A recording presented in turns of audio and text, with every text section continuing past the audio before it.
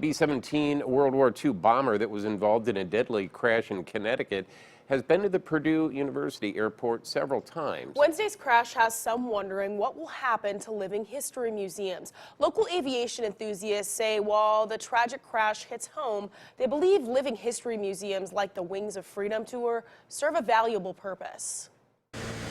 Flying in a historic aircraft is a once-in-a-lifetime opportunity. They go through the air pretty smoothly, because they're so big. And that's one thing that kind of really impresses you while you're up there flying around, is just how stable and massive these things really are.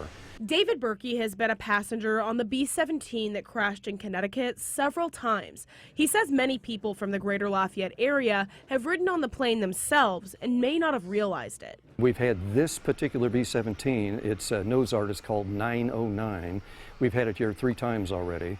And a lot of local folk around here have flown on the airplane to, buy rides on it.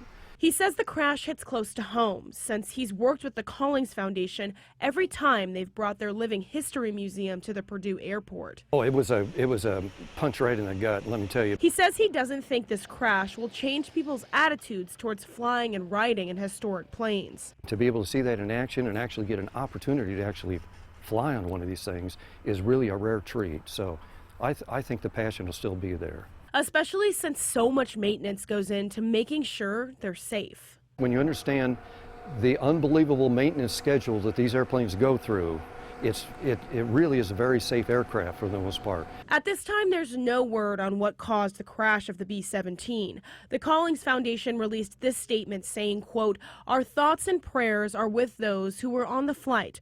We're fully cooperating with officials to determine the cause of the crash of the B-17 Flying Fortress and will comment further when details become known."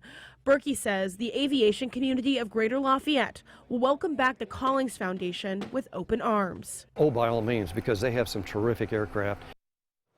The National Transportation Safety Board is currently investigating the crash, and Connecticut State Police have also just released the list of victims. Only one of the people killed has been positively identified, 56-year-old David Broderick of Massachusetts. The other 6 people killed are listed as presumed deceased because extensive burns are making it difficult to identify the remains. The people killed ranged in age from 48 to 75, including both pilots. The survivors are 34 years old to 62 years old. The list also says one airport worker on the ground was injured. Well, 3 people